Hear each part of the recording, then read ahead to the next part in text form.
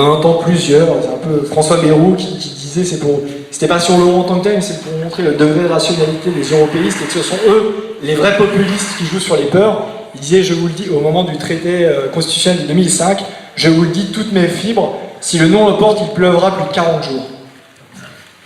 Et c'est un appel à la rationalité des gens. C'est un peu comme les partisans du maintien du Royaume-Uni dans l'Union européenne, qui étaient limite là à dire qu'il y aurait des invasions de sauterelles le lendemain du référendum si le Brexit l'emportait. Le lendemain du référendum, le soleil continuait de se lever sur la Tamise, il fait beau. D'ailleurs, en 2017, le Royaume-Uni a la meilleure croissance de tous les pays européens. Les investissements continuent à arriver au Royaume-Uni, contrairement à ce qui est dit dans les médias français. Il y a eu Facebook, Google, Nissan, tout un tas d'entreprises qui investissent au Royaume-Uni, ils n'investissent pas. François Hollande, en 2015, au Salon de l'Agriculture, disait « Les populistes disent qu'il faut sortir de l'Union européenne, mais si on écoutait ces populistes, il n'y aurait même plus d'aide qui serait donnée aux agriculteurs, plus de garantie sur les prix. » L'ironie du sort, c'est que quelques semaines après cette déclaration, l'Union européenne a fait sauter justement la garantie et les quotas sur le lait, et ça a fait effondrer le prix du lait, et si vous connaissez des agriculteurs qui sont dans la production de lait, c'est la catastrophe, ils sont tous quasiment à mettre la clé sous la porte. Donc il était là à dire que ça protégeait, en réalité, c'est l'Union européenne qui les expose.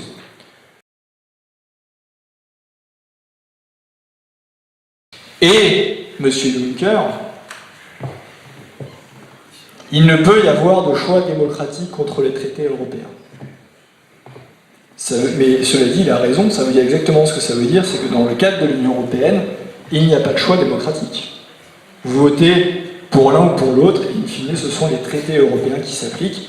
M. Juncker n'a fait que dire finalement la vérité. Je ne sais pas s'il parlait sous l'effet de l'alcool, comme il paraît que c'est un bon vivant, on va dire. En tout cas, il a dit la vérité.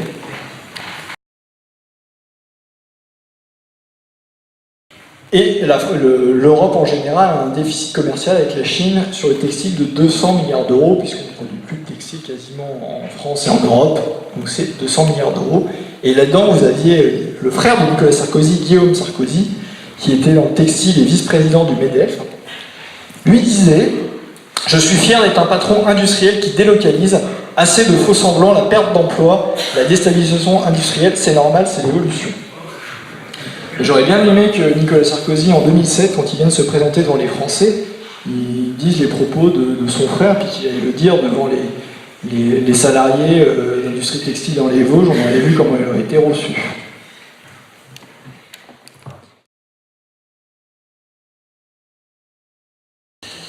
Pascal Lamy, ancien socialiste, commissaire européen et directeur général de l'OMC, qui nous dit « L'ouverture du marché est une bonne chose pour tout le monde, même pour ceux qui perdent leur emploi à cause de cette ouverture. » Attendez, faut pas déconner, vous n'avez plus d'emploi, mais vous pouvez acheter un t-shirt un peu moins cher. C'est vachement bien, c'est un peu le même type d'argument que le truc, vous n'avez pas à changer votre monnaie, vous passez les frontières, c'est formidable. Moi j'ai plus de boulot, je peux pas aller à l'étranger, mais c'est pas grave, c'est formidable, c'est bien pour les autres.